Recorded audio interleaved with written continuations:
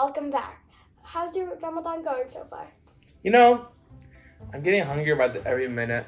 I'm thinking about all the pizza that I'm gonna have tonight with the nice ice cream afterwards. Maybe even some soup Dutch. But it's good. It's good. I like it. It's going well. I'm learning how to stop myself from eating all day long every day. Okay. What do you expect to do?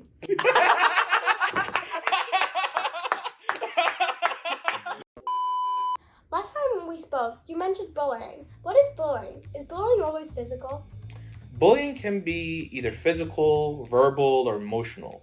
It doesn't always have to be physical, but it can be the act. It's the act of pushing someone to their limits. Maybe it's pushing them physically, right, or pushing them verbally by calling them names. It's upsetting that person either intentionally or unintentionally. Remember, bullies don't always have to be a big person like myself. It can be a small person. It can be your close friend. It can be a friend. It can be someone you don't like, and it can even be you without you wanting to be a bully. Wow, thank you again. Do you have any examples of bullying? Of course, there are a lot of examples of bullying. Making fun of someone's looks, for example, their hair, their weight, their accent, their religion, their race, their movements, their talking and walking, and their abilities, right? That's bullying if you make fun of that. Telling a joke that makes someone uncomfortable, name calling or pushing someone physically, pushing someone's boundaries, making someone say something or do something that they may not want to do. Those are all acts of bullying, right? Bullying may not be intentional, like I said, meaning it may not be planned. Sometimes, though, it may be something that you want to do, like tell a joke that would make other people laugh, but it may make them cry.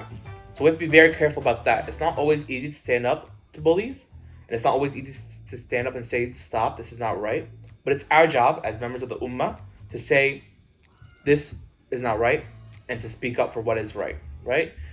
So who do we go to when we are getting bullied? Do you know? Parents? Parents, maybe. An adult, you can go to a friend you trust. You can go to a friend's friend who can be there for you, right? You don't have to go through it alone. There are many people that you can go to. There are, like I said, adults. There are people younger than you. There are people who you can trust that you can always go to. You can always come to me as well, right? We're always here to listen to whatever you're going through. Thank you. If I ever face these obstacles, can I come and speak to you? Of course. Remember that it's my job as a Muslim and your job as a Muslim to speak up for injustices and to be there for other people, and to call for peace. Thank you. Do you remember a time when you spoke up for someone who was getting bullied? Right in the chat below. Okay, Vlad, we can finally move on to the last question of this topic. Do you remember a time when you spoke up? I do.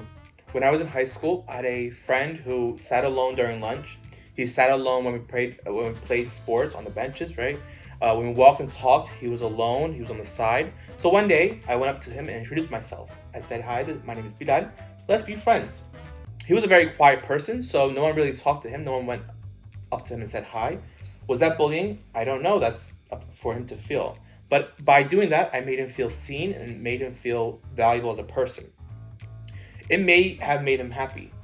Our Prophet says, "Whoever among you sees wrong, he should change it by his hand. And if he could not do that, then by his tongue. And if he could not do that, then he should oppose it in his heart." For example, with racism, right? If we can't change it with our hands, we should try to change it with our tongues. And if we can't even do that, then we should oppose it in our hearts. We should make sure that we stand up for the injustices and the wrong that we see. We shouldn't, do anything to add on to the racism. We should strictly oppose it by staying away from racist words and phrases and actions. Thank you. Thank you very much for that. Thank you. Thank you so much for watching this episode of Ramadan Talks. Sadly, this is the end, but I hope to see you guys in the next episode.